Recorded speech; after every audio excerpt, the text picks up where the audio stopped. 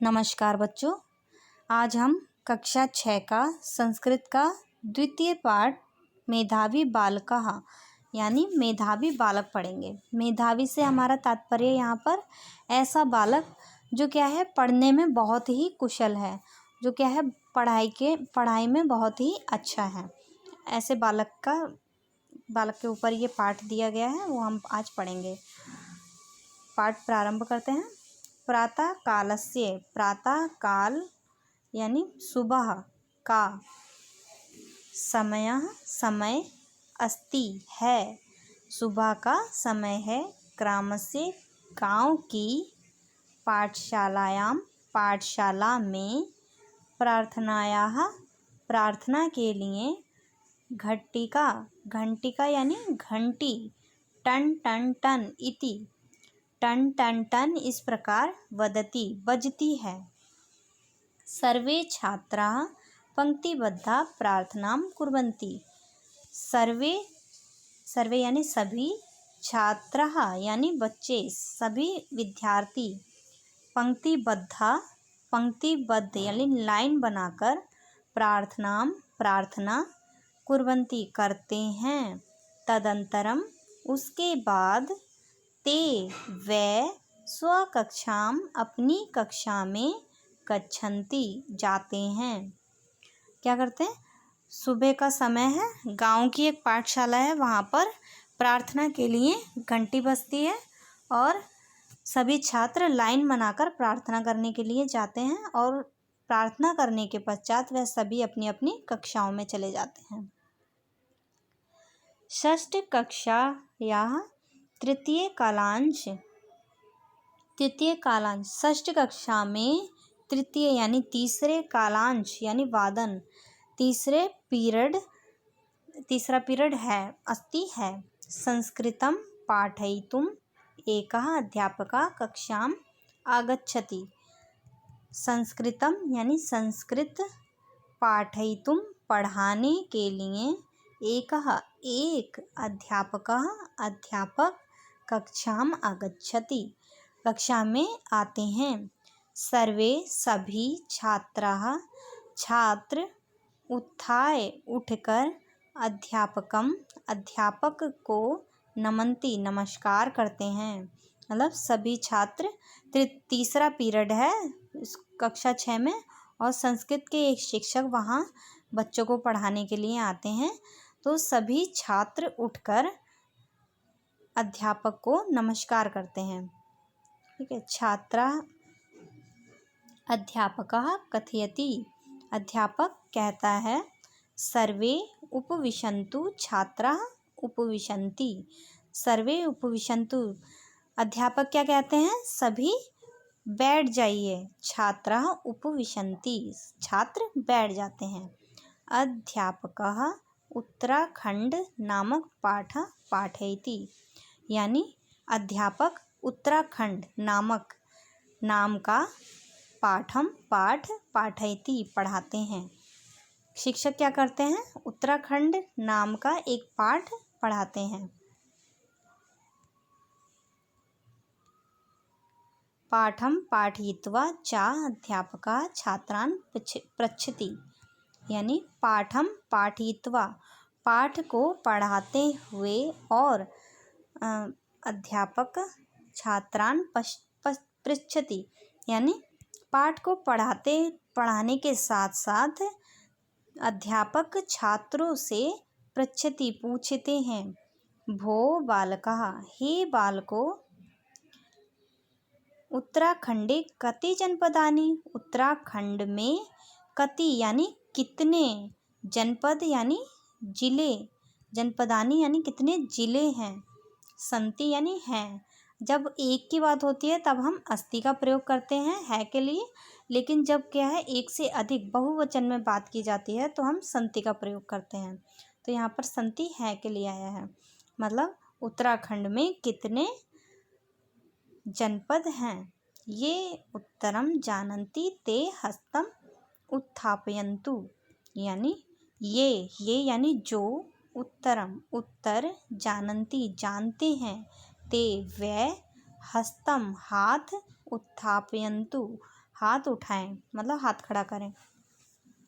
शिक्षक कहते हैं कि जिनको इस प्रश्न का उत्तर ज्ञात है वो सभी क्या है, अपना अपना हाथ उठाएं। यह बालिका एक पदेन उत्तरम वदति तस्मै अहम पुरस्कारम दास्यामि। जो यह यानी जो बालिका बालक एक पद में उत्तरम उत्तर वदति बताएगा तस्मै उसे अहम मैं पुरस्कारम दास्यामि उसे मैं पुरस्कार दूंगा। एतत् श्रुत्वा यह सुनकर मेधावी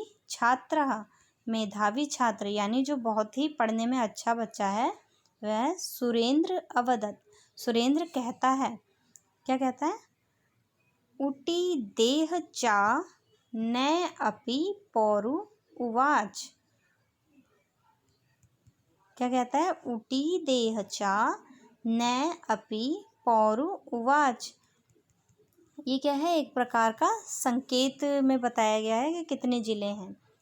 तदा कर्णे अध्यापक वदति उसे सुनकर अध्यापक कहते हैं, अस्य पदस्य कोऽपि अर्थ नास्ति इस पद का कोई भी अर्थ नहीं है।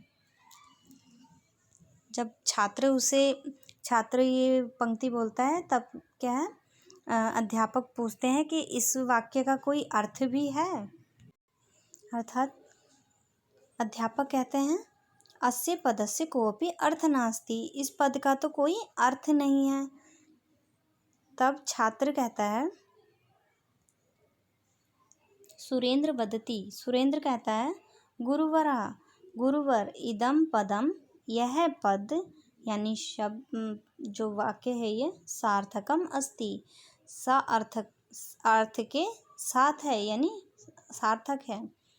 यतः अस्मिन् पदे 13 अक्षराणि सन्ति क्योंकि